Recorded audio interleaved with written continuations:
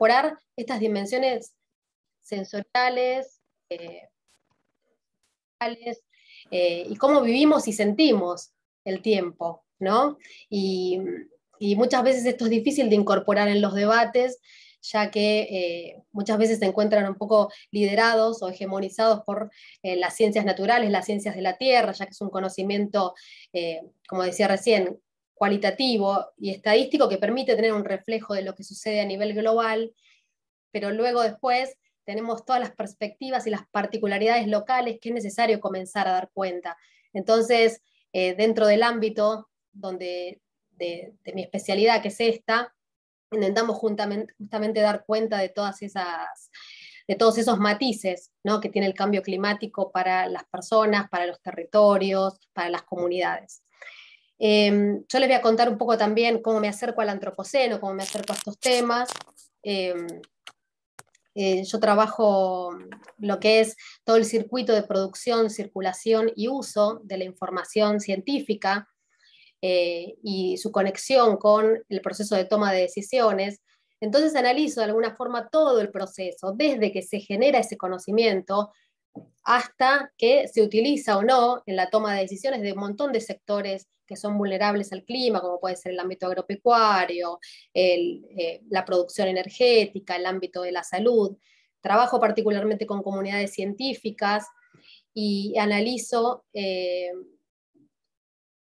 todo el proceso de comunicación de la información para que ese proceso pueda ser interdisciplinario, que es de por sí ya un gran desafío pensar cómo incorporar las voces de los sujetos, de los colectivos territoriales en la toma de decisiones. Si bien es un proceso que viene de larga data, más o menos desde los 90 se habla de una ciencia postnormal, una ciencia con una comunidad de pares extendida, ¿no?, que incorpore la voz de aquellas personas que no están presentes dentro de los ámbitos académicos y científicos, se da cuenta, ¿no?, del valor de la experiencia de las personas y la necesidad de incorporarlos a todos estos procesos. Entonces, dentro de los ámbitos de las ciencias del clima, cada vez se identifica más que la información que se genera no es utilizada y que muchas veces no es compatible, sino es dentro de un marco de coproducción de conocimiento. Que coproducción no significa solamente incorporar a los sujetos dentro de un proyecto, sino pensar las preguntas de investigación, pensar los contextos donde se produce el conocimiento con las personas desde el minuto cero, ¿no? Estamos en momentos donde las preguntas son antiparadigmáticas, ¿no? Entonces, las preguntas que surjan justamente de los territorios son las preguntas que las ciencias deberíamos incorporar.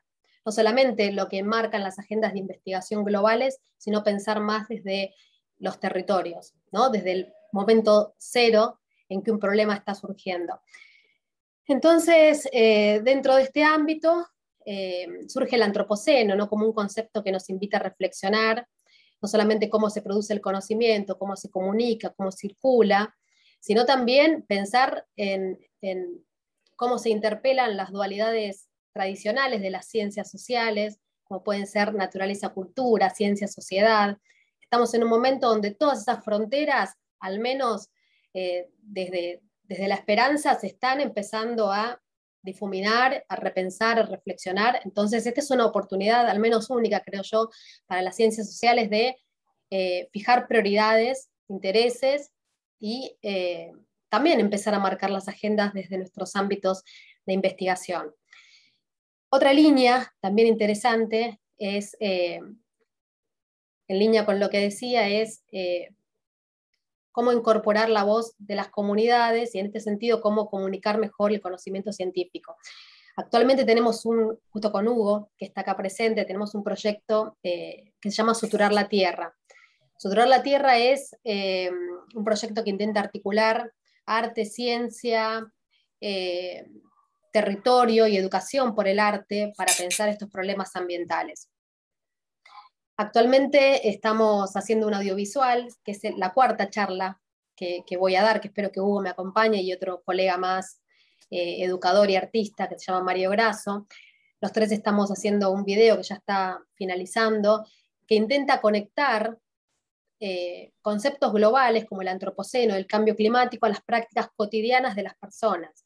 Muchas veces desde la ciencia hay ciertas barreras para comunicar el conocimiento científico, ¿no? ¿Cómo hacemos para que las personas también se apropien del antropoceno como un concepto que nos atraviesa a todos y todas desde nuestros ámbitos cotidianos? Y consideramos que la alimentación, ¿no?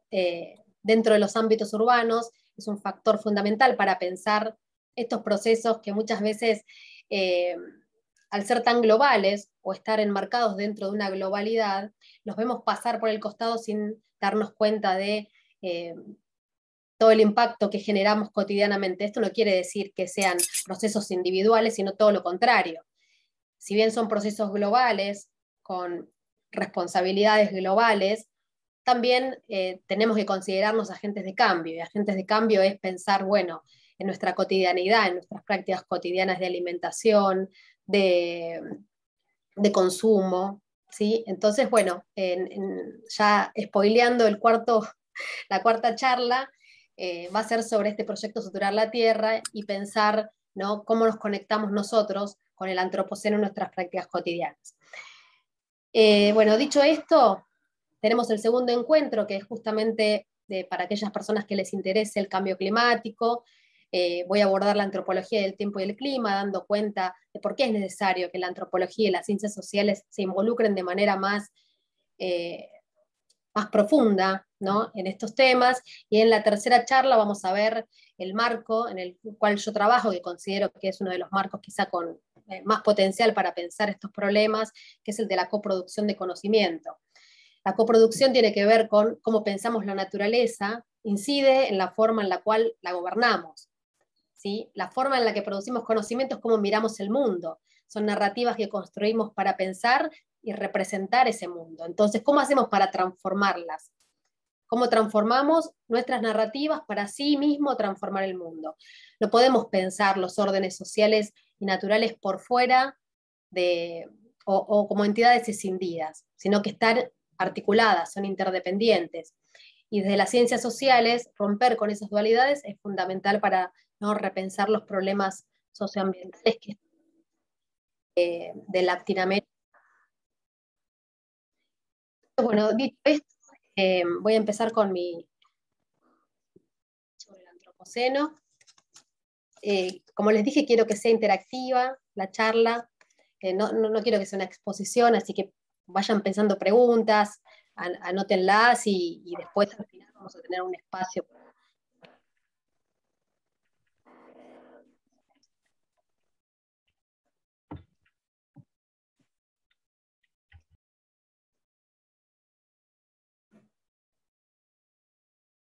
En ver ahí la pantalla.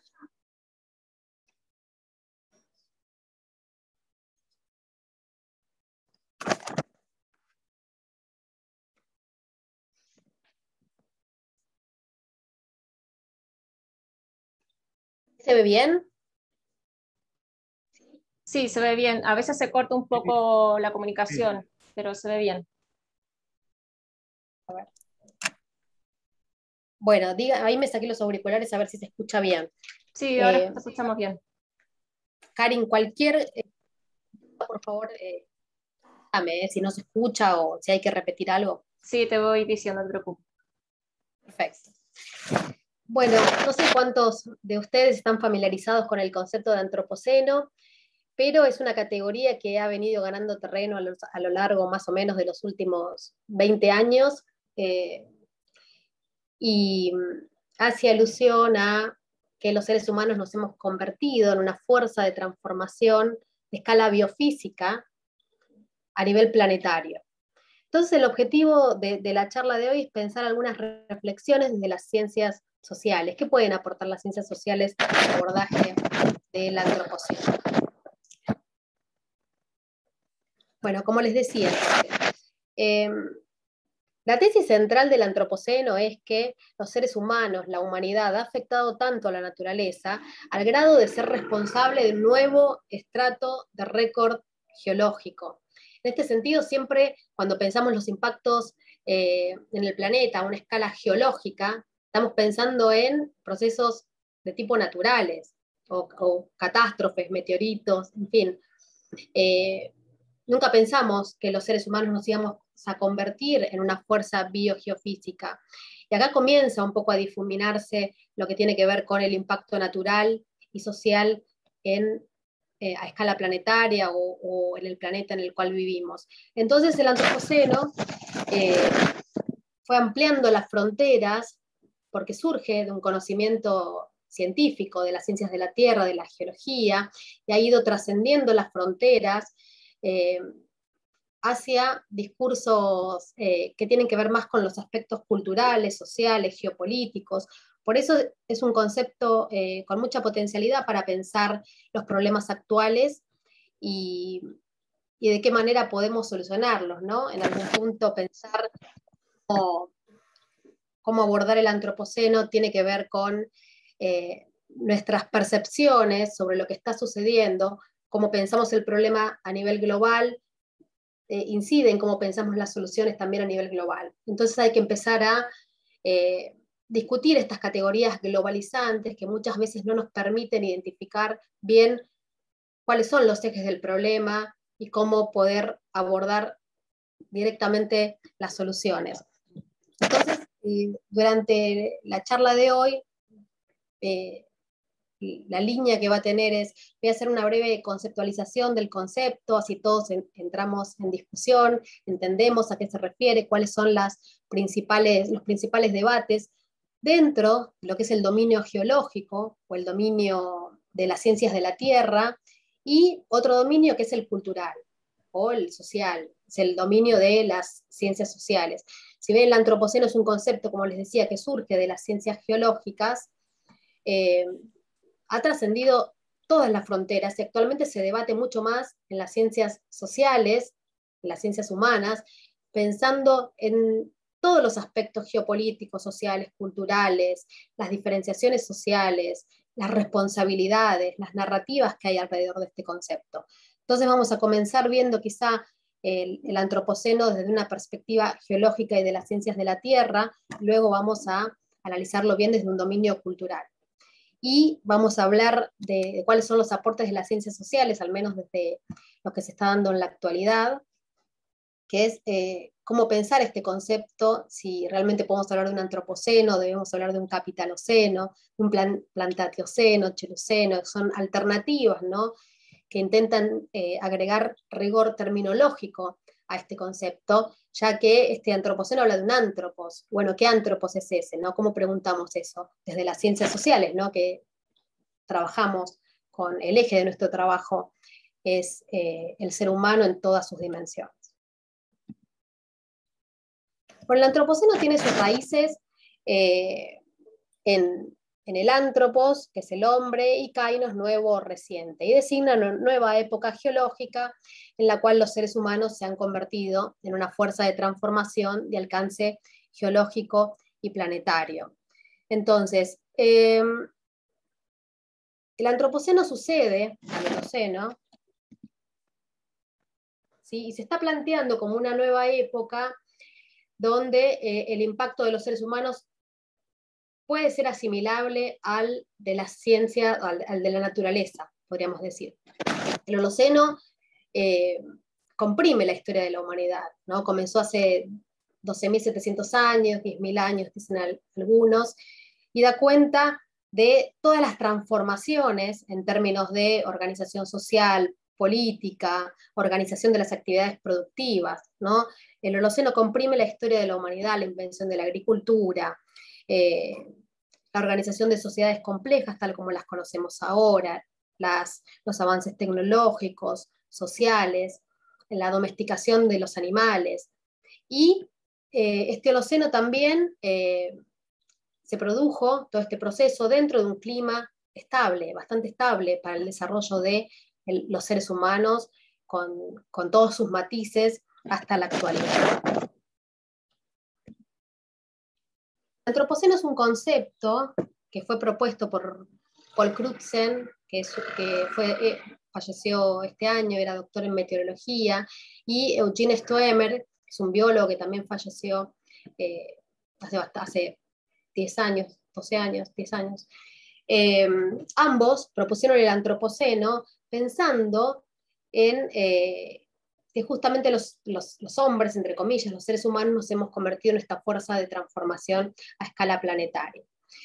Si bien el concepto ya venía siendo utilizado por Eugene Stoemer desde la década de los 80, fue quizá el prestigio que tenía este doctor en meteorología, que fue premio Nobel de Química atmosférica, por dar cuenta justamente de los cambios en la capa de ozono, el que Paul Crutzen tenía el prestigio, ¿sí?, para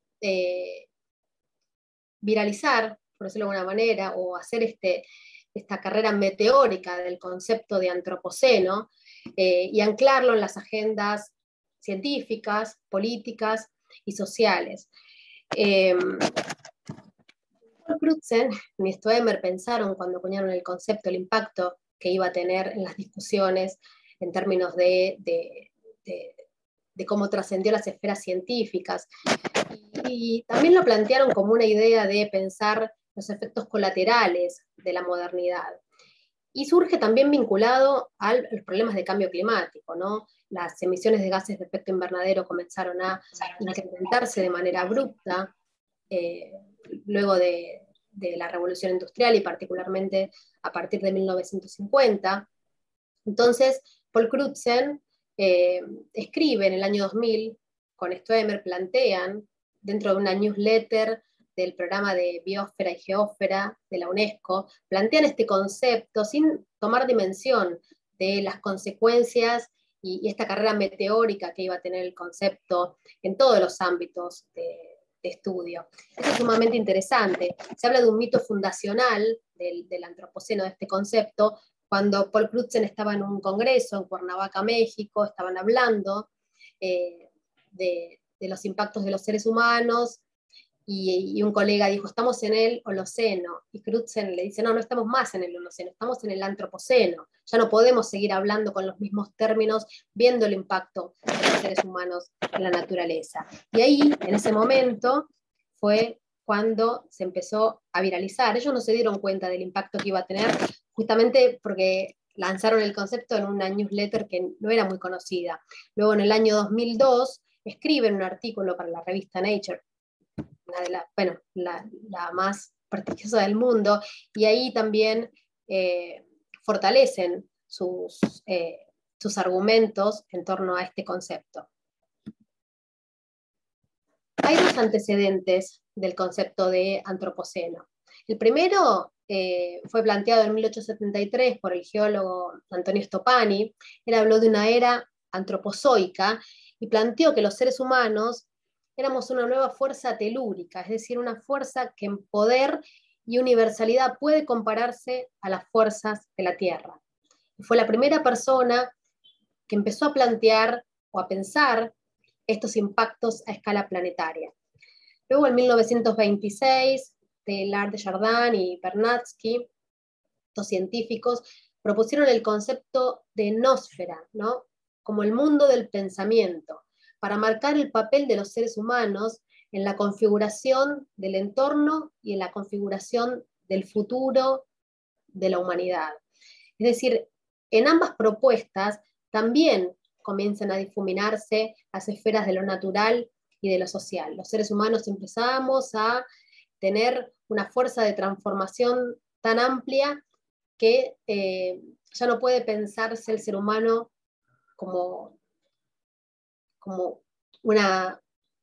parte, ¿no?, de la naturaleza, ya es parte de la naturaleza, no como una entidad externa, sino como parte, ¿no?, una fuerza de transformación dentro del mismo planeta.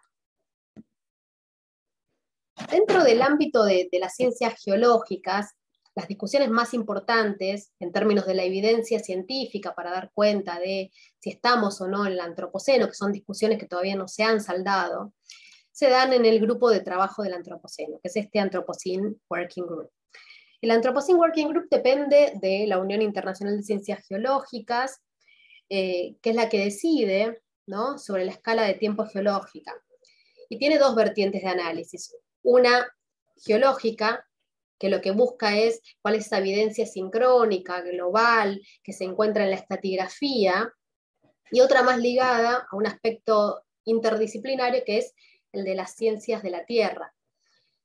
Este equipo interdisciplinario, que incluye a las ciencias de la Tierra, no busca solo esa evidencia estratigráfica, sino que busca identificar cambios en el sistema terrestre. Es decir, hay muchísimas fuentes de información que empiezan a incorporarse para encontrar lo que ellos denominan este Golden Spike. El Golden Spike es esa evidencia medible de las transformaciones de los seres humanos en el planeta. Podemos hablar desde las ciencias sociales y humanas de muchos impactos, ¿no? De la polución por plástico, de la contaminación del agua, de las actividades productivas.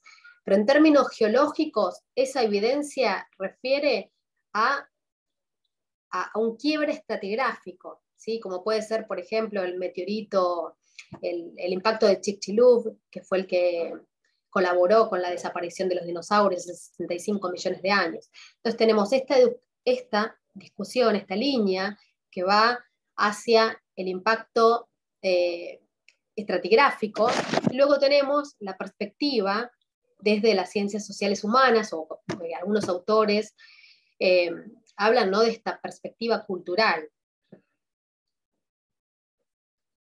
Bueno, una de las discusiones más relevantes que surge dentro de el Anthropocene Working Group es cuándo comenzó, ¿no? ¿Dónde se fija la evidencia? ¿Cuál es ese Golden Spike, como les decía recién? Cuando Paul Crutzen y Stoemer lanzan su artículo en esta newsletter del programa de Biosfera y Geósfera, plantearon el punto de quiebre en 1784 con la invención de la máquina a vapor y la revolución industrial. Los cambios en las matrices energéticas son claramente, ¿no?, un proceso de cambio en la forma de producir, de organizar el trabajo, de cambios institucionales, en fin, un conjunto de cambios totalmente innegables. Sin embargo, y además es justamente cuando empiezan a crecer las emisiones de gases de efecto invernadero, por eso, como Paul Crutzen trabaja en química de la atmósfera, planteó 1784. Pero algunos científicos, años más tarde, dentro del Anthropocene Working Group y del Centro de Estocolmo, comienzan a plantear otro momento de quiebre, que es la gran aceleración, the Great Acceleration, que es luego de la Segunda Guerra Mundial. Esta gran aceleración, esta es la revolución industrial como primera propuesta, ¿no?, de periodización del antropoceno. Vamos a ver bien la imagen, pero no sé si llegan a ver que a partir de 1950 todas estas tendencias, por ejemplo, desde la perspectiva social, el incremento de la población, la urbanización, el aumento en el uso del agua, el papel, el consumo de fertilizantes y agroquímicos con el modelo de agricultura industrial intensificada, el uso de teléfonos, la globalización en general, ¿no? De hecho, hasta plantearon la cantidad de McDonald's que hay alrededor del mundo. Todo esto marca un crecimiento exponencial a partir de 1950. Y junto con ese crecimiento también están los aspectos, ¿no?, planteados por las ciencias de la Tierra, las ciencias naturales.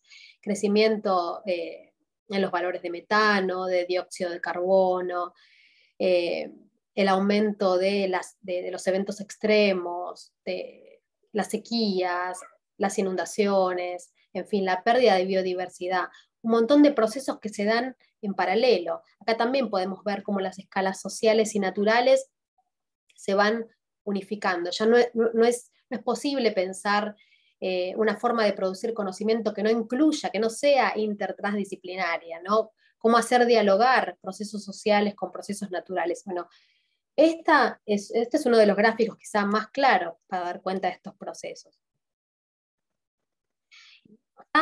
También podemos ver cómo fue creciendo la población urbana, el uso del agua, el uso de energía, el PBI, las telecomunicaciones, el transporte, el turismo.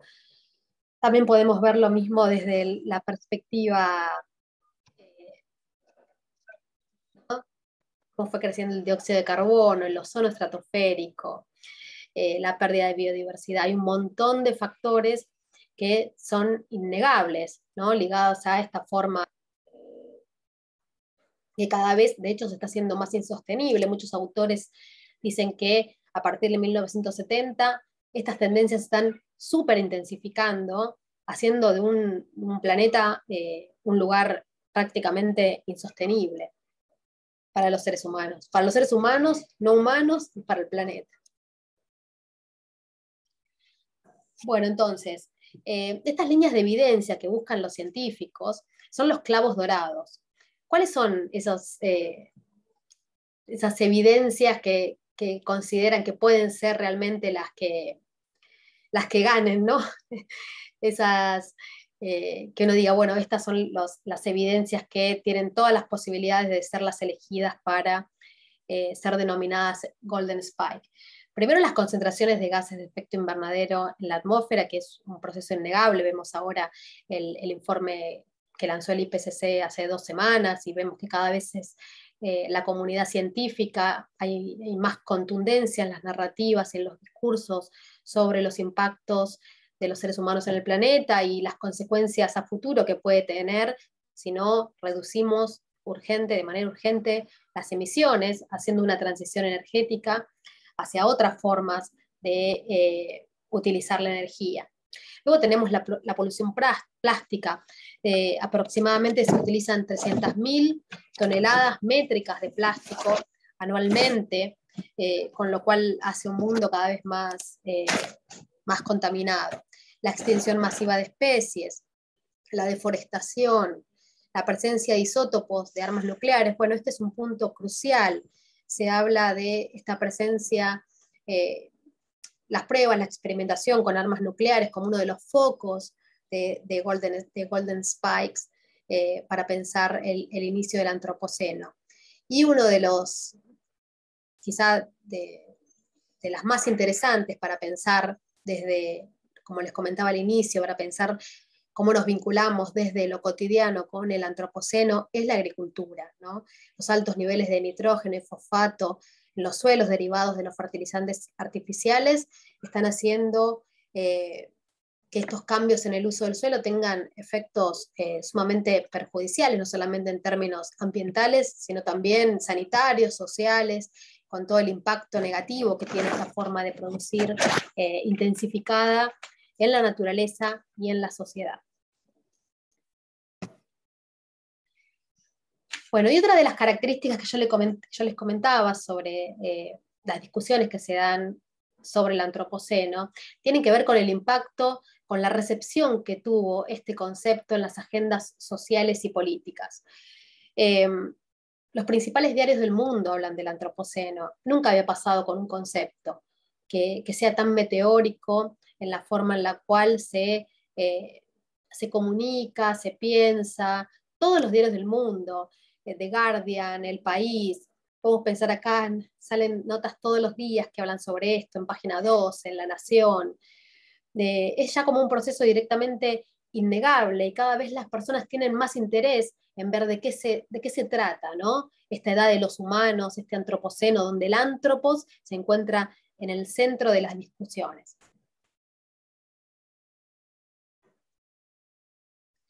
Hay muchas conceptualizaciones que se hacen desde las ciencias sociales y humanas, ¿no? Estas se incorporaron al debate un poquito más tarde, pero las discusiones son muy contundentes con respecto a los aspectos geopolíticos, el rigor terminológico, ¿no? ¿Es posible hablar de un antropoceno? ¿Deberíamos utilizar otras categorías para dar cuenta del mundo? Y cómo estas narrativas que utilizamos también configuran ese mundo, cómo configuran el pasado, configuran el presente y el futuro. Acá estamos en un debate muy importante sobre cuáles son esos golden spikes del pasado, ¿no? ¿Quiénes? ¿Cómo? ¿Cuáles son esas responsabilidades? Asimismo, es imposible no pensar en el futuro, cómo configuramos el futuro cuando nos damos cuenta del impacto de los seres humanos. Entonces, dentro de las discusiones y de las conceptualizaciones, se habla del antropoceno como un evento límite, como un nuevo paradigma civilizatorio, como un concepto diagnóstico para dar cuenta cómo puede ser el futuro si no transformamos nuestras prácticas, nuestras representaciones, las narrativas. Es un nuevo tiempo, espacio, actual y porvenir, ¿no? Pensando en este chuluceno, que voy a hablar 2 minutos también brevemente, más tarde, de Donna Haraway. Se habla de un punto de no retorno, ¿no? Hay muchos puntos biofísicos que están siendo traspasados, ¿no? Actualmente. El clima, el cambio climático, la pérdida de biodiversidad, la deforestación, la extinción masiva de especies. Y todos estos eventos tienen efectos en cascada. Es decir, no sabemos cuál es el impacto. Cada día nos damos cuenta de que si bien hay mucho conocimiento sobre la naturaleza, ese conocimiento, al romperse los equilibrios del planeta, generan efectos cascada de los cuales desconocemos los reales impactos. Y eso también causa como mucho estupor entre los científicos, ¿no? Hay un desconocimiento muy grande sobre qué pasa cuando una especie se extingue en el planeta. ¿Se extingue esa especie? ¿Cuáles son los efectos cascada, ¿no? Del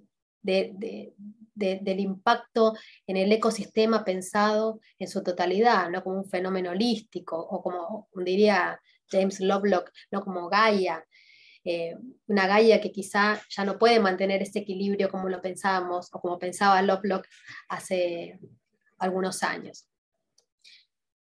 Y también, si lo pensamos de las ciencias sociales, es un campo de batalla y disputa, ¿no? En torno a esto que les decía, las responsabilidades, la geopolítica, quiénes son los responsables del contexto en el que nos encontramos actualmente. ¿Somos todos los ántropos? ¿Es toda la especie, es la humanidad? ¿O es un conjunto de personas, una forma de ser, de estar, de vivir en el mundo, ¿no? Un sistema capitalista de producción y consumo que nos ha llevado hasta este punto. Bueno, estas son varias de las discusiones que se están dando en este sentido. Por eso la forma en la cual conceptualizamos, pensamos, los lenguajes, las ideas, los conceptos, son claves también para generar reflexiones sobre esto. Una de las discusiones más importantes que se dan dentro de las ciencias sociales tiene que ver con esta conceptualización. ¿Es un antropos, una especie, un humano genérico? No. El humano genérico es una narrativa que proviene también de las ciencias naturales, es una forma de producir conocimiento sobre un proceso global. Sin embargo, cuando hablamos del impacto, no podemos hablar de una especie, tenemos que hablar de sujetos, actores, agentes, local, históricamente situados. En este punto, este antropoceno peca de ocultar, homogeneizar diferentes narrativas, intereses, responsabilidades, formas de pensar y de ser y de entender la naturaleza. Hay muchas sociedades donde estas dualidades naturaleza-cultura no es tal, no hay perspectivas relacionales que piensan la naturaleza de otra manera, donde ni siquiera la naturaleza es la naturaleza, ¿no? Sino que son perspectivas holísticas e integradas. Entonces, esas sociedades tienen las mismas responsabilidades que Occidente en este contexto actual de crisis civilizatoria. Claramente que no. Entonces, en algún punto, las ciencias sociales tienen mucho para debatir al respecto, ¿no? No es una especie, es un ser humano con determinadas visiones, perspectivas e ideas del mundo, que no son todas iguales. Entonces, la especie, como diría Donna Haraway, es una narrativa, ¿no? Una forma de comprender, y este mundo contemporáneo no es el mundo de las especies, sino es el mundo de los seres humanos, de los actores, local, y situados contextualmente, ¿no? Con historias. Es la historia de la agricultura, es la historia de los medios de vida, de la producción de alimentos, de la producción energética, quién usa esa energía, en fin, estas son las discusiones que se están dando actualmente. Luego tenemos también la perspectiva geopolítica, que está en línea con lo que decía recién, ¿no? El antropoceno tiene pretensiones globales, porque la escala de producción de conocimiento es global, ¿no? Es un espacio unificado en términos espaciales, temporales, pero si nosotros necesitamos pensar, ¿no?, el origen del antropoceno, tenemos que pensarlo como un sistema, ¿no?, como un modo de vida. ¿Cuáles son las particularidades que deben conocerse para pensar qué otros tipos de futuros podemos configurar, ¿no? Si pensamos en términos de especies, entonces todos somos responsables y nadie es responsable. Por eso es importante ver todos esos matices, esas particularidades, desde las perspectivas territoriales, que ponerle cara al antropoceno. ¿Quiénes son esos actores responsables y qué respuestas pueden aportar, ¿no? Entonces surgen muchas preguntas. ¿Qué colectivos humanos, no humanos? ¿Qué responsabilidades? ¿Qué respuestas podemos dar? ¿Qué modos de existencia y alteraciones? ¿Qué escalas espaciotemporales, ¿no?, de estos fenómenos? Y acá, nuevamente, quizá estas concepciones geológicas y culturales en algún punto comienzan a difuminarse. Si bien son interesantes para pensar los aportes de cada una de las disciplinas, es innegable que necesitamos respuestas holísticas que incorporen las dimensiones sociales, humanas, a estos procesos de análisis que tienen que ver con procesos globales, con su vertiente, con su contracara local, ¿no?, que eso es una también de las características de las ciencias sociales, cómo pensamos procesos locales, ¿no?, donde lo global y lo local empiezan a entretejerse y se encuentran en total interdependencia.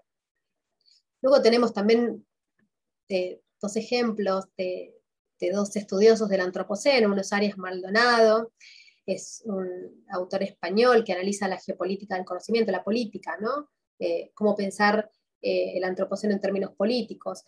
Y él dice, bueno, es un efecto colateral del progreso humano. Y nuevamente, bueno, ¿progreso de quién? ¿Quiénes son esos humanos que han progresado y de qué forma ese progreso impacta en toda la humanidad? Y por otro lado también tenemos la perspectiva de Déscola, que él dice que el antropoceno es el símbolo y el síntoma del fracaso de la humanidad. Justamente porque la ciencia decimonónica, ¿no?, tenemos en la forma de producir conocimiento científico, tenemos esta perspectiva dualística, ¿no? La naturaleza es una fuente de recursos naturales que hay que explotar para satisfacer las necesidades de los seres humanos. Pero bueno, ¿qué necesidades son esas? ¿Qué seres humanos son esos? No somos todos. Entonces, bueno, es empezar a pensar todas estas particularidades y que este ser humano no sea una sombrilla que abarque a todos, sino que marque las desigualdades sociales en acceso a los recursos, la pobreza, en fin, que también incide, si lo pensamos en términos de el incremento en los gases de efecto invernadero, ¿no? Las emisiones tienen que ver con reducir las emisiones implica reducir las desigualdades sociales, porque quienes más emiten son los más responsables de esta crisis actual.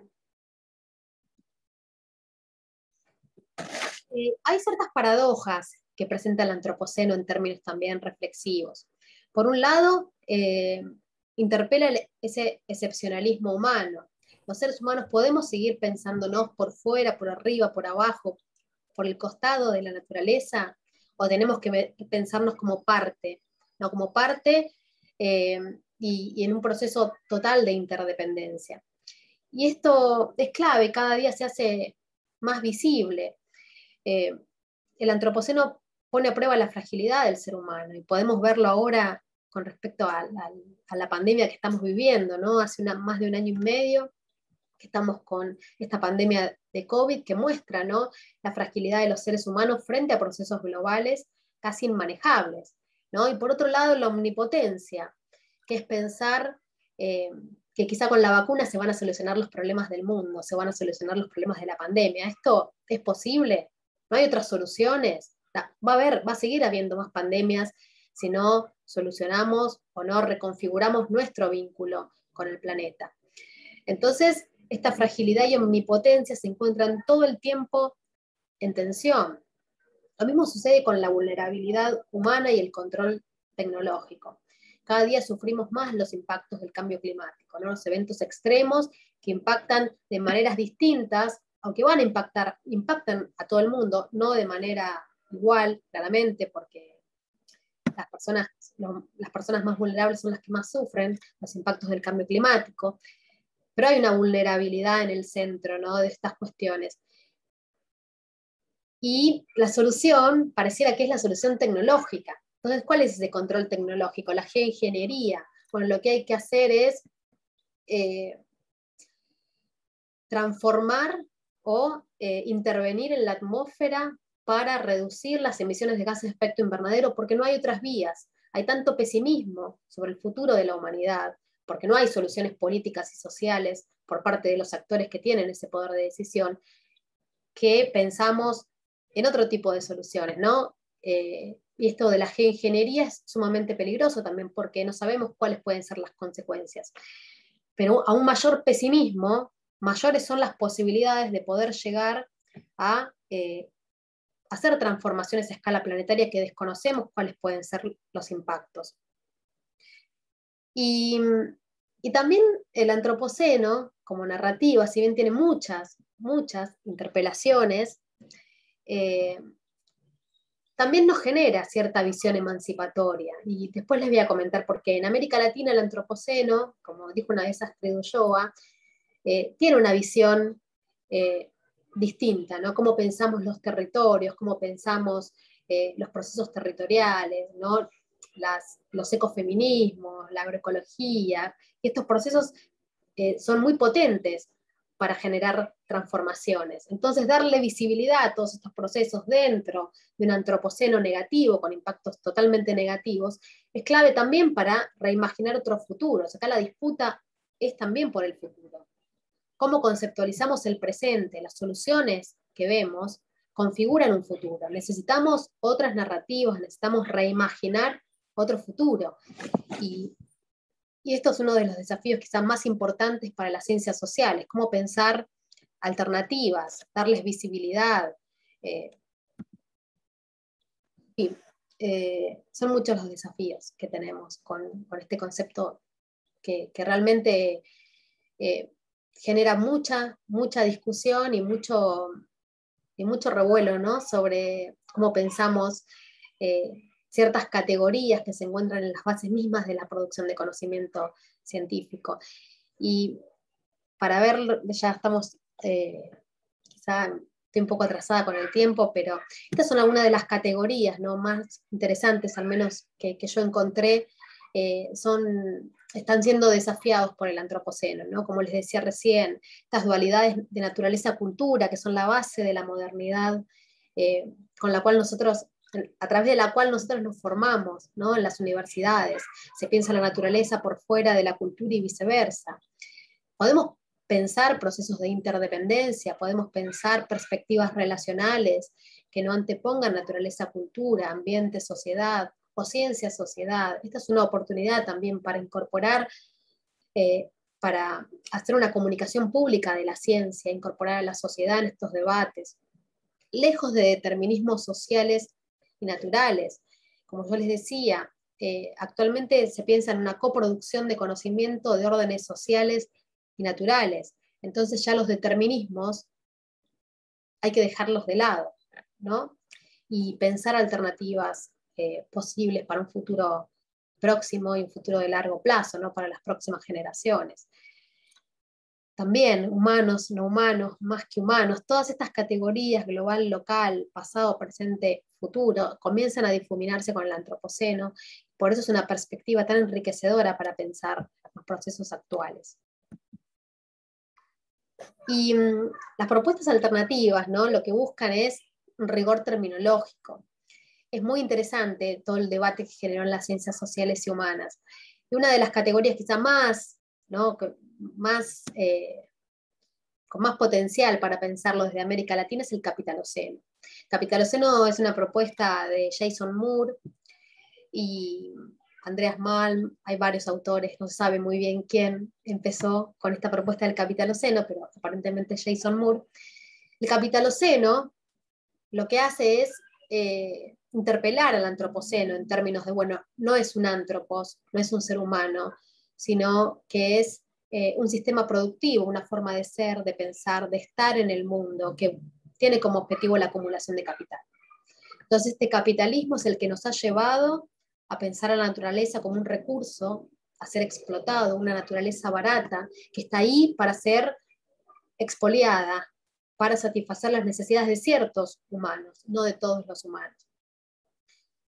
Para que se den una idea, Jason Moore hace una periodización un poco más extensa del antropoceno, del capitaloceno, mejor dicho, y lo plantea en el siglo XV, siglo XVI, con la colonización de América.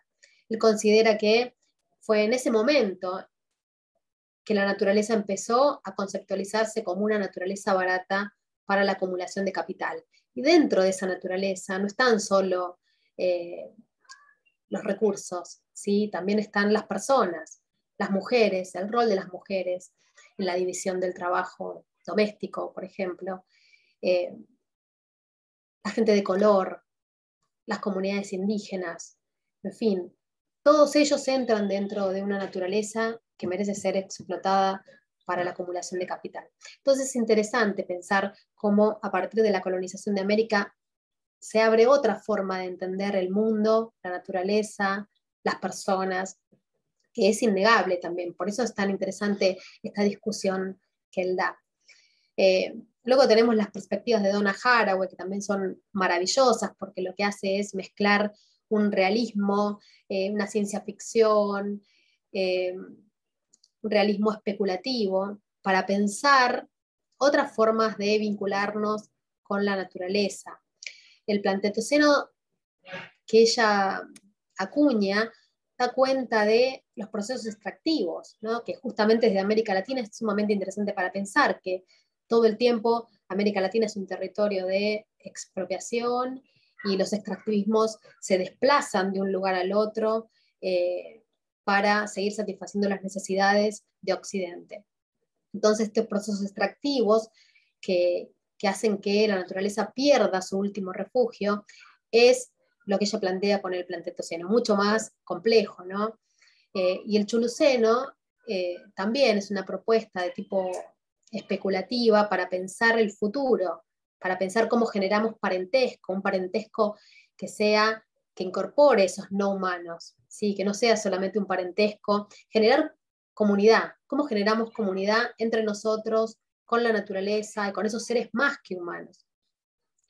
Y bueno, otras propuestas, occidentaloceno, que sitúa las responsabilidades en Occidente, el tecnoceno, el rol de la ciencia y la tecnología, ¿no? Se piensa la ciencia como la solución, pero también se desconfía de la ciencia por todos los impactos negativos que tiene en el mundo, ¿no? Pensemos en la agricultura, en los agroquímicos, la revolución verde, la revolución agrobiotecnológica, y todo el impacto que ha tenido a nivel ambiental, sanitario, social, en fin. El ecoceno, pensando, ¿no?, desde la ecología y desde el arte también, que esta es una de las, quizá, las cosas más maravillosas que tiene el antropoceno, es interpretar al arte, cómo el arte se empieza a involucrar en estas cuestiones para dar cuenta de los efectos de los seres humanos en el mundo y buscar soluciones, porque justamente es desde el arte, desde esas visiones más, desde la sensibilidad, desde las percepciones, storytelling, ¿no? Cómo contamos historias, incorporamos el arte para pensar y reimaginar otros futuros distintos. Entonces, bueno, esta es una imagen que a mí me gusta mucho, que representa el antropoceno. Ustedes, después de esta charla también, buscarán sus propias imágenes, ¿no?, del antropoceno. Puede ser desde los ámbitos urbanos un concretoceno, como diría un colega, concretoceno por el avance de la urbanización, el avance de las ciudades sobre la naturaleza. Podemos pensar en los plásticos, podemos pensar en los desechos alimentarios, en fin, hay múltiples antropocenos. Entonces cada uno de sus ámbitos de investigación, interés y práctica puede pensar cuál es ese objeto del antropoceno o ese sonido del antropoceno que nos remite a la crisis actual. Y también reimaginar futuros alternativos, ¿no? Y pensar en la incertidumbre de esos futuros. Hay muchos desafíos y oportunidades que nos presenta el antropoceno. Yo esto lo pienso más desde mis ámbitos de investigación. Como yo les decía, que estoy, como trabajo con comunidades científicas, pienso, ¿no?, todo el tiempo cómo es ese proceso de colaboración, cómo generar nuevos lenguajes que puedan cerrar la brecha, ¿no?, entre la ciencia y la sociedad. Cómo se hace una democratización del conocimiento, cómo generamos ese interés en la población para pensar el cambio climático y el antropoceno desde nuestras propias prácticas cotidianas, que muchas veces también tiene que ver con demandar políticas públicas al Estado, para que el Estado también intervenga de manera directa, ¿no? Podemos pensar que actualmente está la Ley de Educación Ambiental, se impulsó la Ley de Fomento a la Agroecología, en fin, son muchas políticas que tienen que ver con demandas de los movimientos sociales, ¿no?, de los movimientos territoriales, que justamente exigen al Estado políticas públicas para atender los problemas presentes.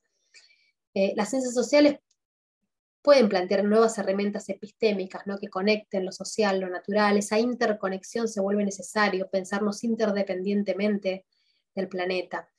Y el antropoceno, creo yo que como categoría de análisis, articula lo geológico, lo ambiental, lo político, lo social, lo cultural, lo económico. Y fundamentalmente nos abre la puerta para pensar la ética y la moral, ¿no? Cómo pensamos las cuestiones éticas desde cada una de nuestros espacios en los que estamos habitando, ¿no?, como ciudadanos, ciudadanas, como científicos, científicas, como expertos, como docentes, como artistas. ¿Y qué pueden aportar las ciencias sociales? Muchísimo. Yo les decía, desde los ámbitos territoriales hay muchas alternativas que se están construyendo. Entonces hay que empezar a darle visibilidad justamente para empezar a perder quizás ese pesimismo. Imaginar futuros distintos implica también situarnos espacio territorialmente, localmente, porque estas categorías de cambio climático, de antropoceno, pueden dar cuenta de procesos globales, pero no nos dicen nada de los territorios, de esas particularidades de los territorios, que es lo que las ciencias sociales justamente pueden dar cuenta. Pensar las diferentes narrativas, los intereses, las responsabilidades, ¿no? Y acá es claro, ¿cómo generamos nuevas narrativas? ¿Cómo interpelamos ese antropos? ¿Qué conceptos nuevos deberíamos generar para dar cuenta y configurar otro futuro distinto? El antropoceno, como les decía, articula espacios, escalas espacio-temporales distintas. Ya no podemos pensar el pasado sin pensar el presente y el futuro. Si encontramos ese golden spike, también tenemos que pensar cuáles son las responsabilidades socioculturales, ¿no?, las responsabilidades políticas y geopolíticas de eso, ¿no? Si pensamos las armas nucleares, ¿no? No podemos pensarlo sin el contexto histórico. Entonces ahí la inter y la transdisciplina se vuelven claves para pensar los problemas actuales. Y finalmente, quizá una de las cuestiones más interesantes es la antropología y las ciencias sociales pueden dar cuenta de cómo las sociedades responden a esta crisis ecológica, a esta crisis planetaria. Y son las respuestas cosmopolíticas, o sea, dejar de pensar que la política solo corresponde a los seres humanos. Esta cosmopolítica nos invita a reflexionar en torno a los derechos de la naturaleza, ¿no? La naturaleza también tiene derechos, como podemos ver con ejemplos emblemáticos de Ecuador, ¿no?, que tiene una constitución que le brinda derechos a la naturaleza. Bueno, quizá eso debería extenderse a todos los países de América Latina y del mundo, que de hecho se va a producir seguramente, quizá tarde, temprano, pero se va a producir. Entonces, es pensar esta política del cosmos, ¿no?, esta política de lo no humano, de lo más que humano.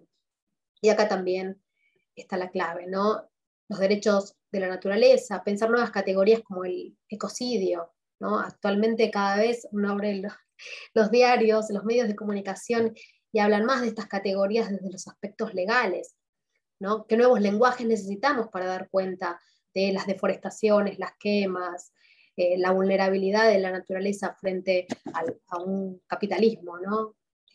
Más acérrimo. El antropoceno desde América Latina nos invita a pensar muchísimo, ¿no? Como les decía recién, pensar desde los territorios, pensar alternativas, incluso también generar nuevos diálogos. ¿Qué diálogos norte-sur podemos pensar? En términos, por ejemplo, ahora en Estados Unidos y en Europa se habla de un Green New Deal, ¿no? Que es este pacto, en su versión latinoamericana, ¿no? Es un pacto ecosocial del sur, que busca cerrar la brecha entre ambiente y desarrollo. O sea, el desarrollo y la modernidad está anclada a la extracción de recursos de la naturaleza, pero vemos como en los territorios completamente distintos, los territorios, los sectores donde el extractivismo se ha emplazado son los sectores más vulnerables, más pobres, con menos desarrollo. Entonces, ya es imposible pensar el desarrollo anclado al ambiente, ¿sí? Hay que pensar en una articulación que la trascienda, ¿sí? Entonces, en este sentido, bueno, ¿qué nuevas herramientas epistémicas podemos pensar? Incluso pensando en la transición energética. Pensamos una transición energética y van a necesitar litio. Entonces, ¿cómo hacemos para discutir el litio desde los países, desde el triángulo, ¿no? que es Bolivia, Chile y Argentina? ¿Cómo nos anticipamos? ¿Cómo manejamos esos recursos para hacer esa transición tan necesaria hacia otro tipo de energía que deje de lado los combustibles fósiles? También pensar estas relaciones entre antropoceno y capitaloceno. Bueno, ¿qué categoría es más útil para pensar desde América Latina? Quizá el antropoceno abre puertas porque no está tan politizado, pero a veces es imposible, cuando hablamos desde los territorios, no politizar, ¿no? Es el capital, es el extractivismo, es Occidente. Entonces, bueno, ¿cómo pensamos estas categorías desde cada uno de los espacios de investigación, experiencia, práctica en los que cada uno de nosotros está? Y estos problemas actuales de América Latina tienen que ver con los modelos de desarrollo. ¿Qué modelos de desarrollo deseamos para el presente y para el futuro? ¿No? Y cómo damos lugar a ciertas mareas imparables que tienen que ver con estas alternativas al desarrollo, ecofeminismos, agroecología, o sea, todas estas perspectivas post-extractivistas también marcan las agendas de las ciencias sociales hacia otro tipo de futuros vivibles, más vivibles para nosotros y para el planeta. Hasta acá llegué con la presentación, muchas gracias.